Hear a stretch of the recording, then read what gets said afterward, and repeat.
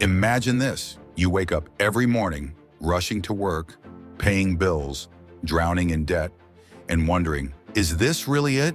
Is this how life is supposed to be? This was the reality for millions, including a young woman named Sarah. She followed the rules, went to college, got a job, bought a house, and took on debt. She did everything society told her to do. But despite her six-figure salary, she felt trapped. Every paycheck vanished before she could even enjoy it. One day she had a realization. She didn't own her money. Her money owned her. That was the moment she decided to break free. If you've ever felt stuck in the endless cycle of earning and spending, stay with me. Because today we're going on a journey, a hero's journey, to financial freedom. Sarah believed what most of us were taught, that money equals security and happiness. But Nobel Prize-winning psychologist Daniel Kahneman discovered that this is an illusion. He found that people, even millionaires, feel financial anxiety. Why? Because they frame money narrowly, focusing only on the short term. People think, if I earn more, I'll be safe. But the truth, the more you earn, the more you spend. Experiment the scarcity mindset test. A study found that when people feel financial stress, their IQ drops by 13 points, the same as losing an entire night of sleep. That means financial worry makes you make dumber decisions. The fear of money is what keeps us trapped. Warren Buffett says if you don't find a way to make money while you sleep, you will work until you die. Sarah realized she was not in control, but she was about to discover a new path. One of the first obstacles Sarah faced was debt. She, like millions of others, thought debt was normal. She had student loans, a mortgage, credit card balances. It felt endless.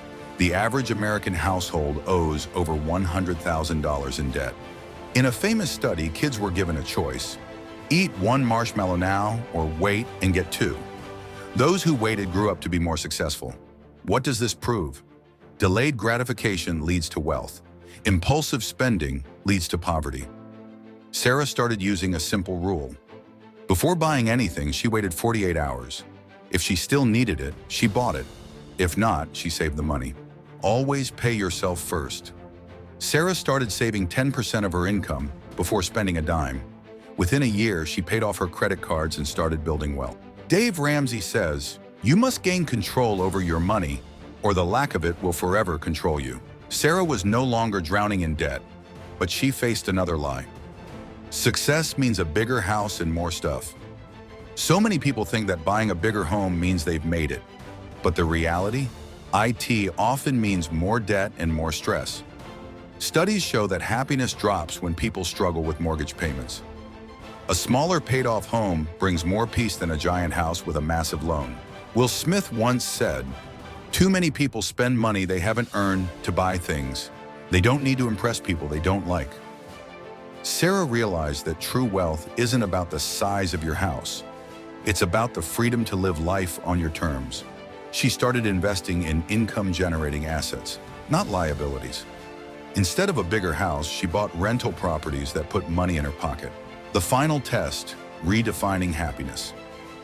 At this point, Sarah had no debt, savings, and investments. But there was one last lie she had to overcome. The lie that money alone brings happiness.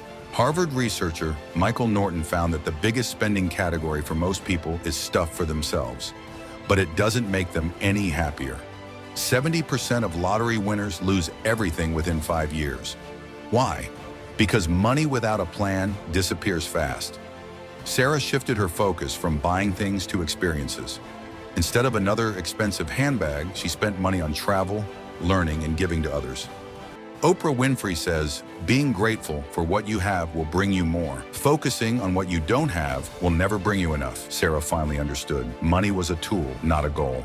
Sarah's journey led her to a new roadmap for money. The old roadmap says, work hard, buy more stuff, stay in debt, retire late. The new roadmap says, build a money mindset, get out of to save 6 months of expenses, invest in assets that generate passive income. Sarah had finally escaped the system, and you can too. Robert Kiyosaki says, the rich don't work for money, they make money work for them.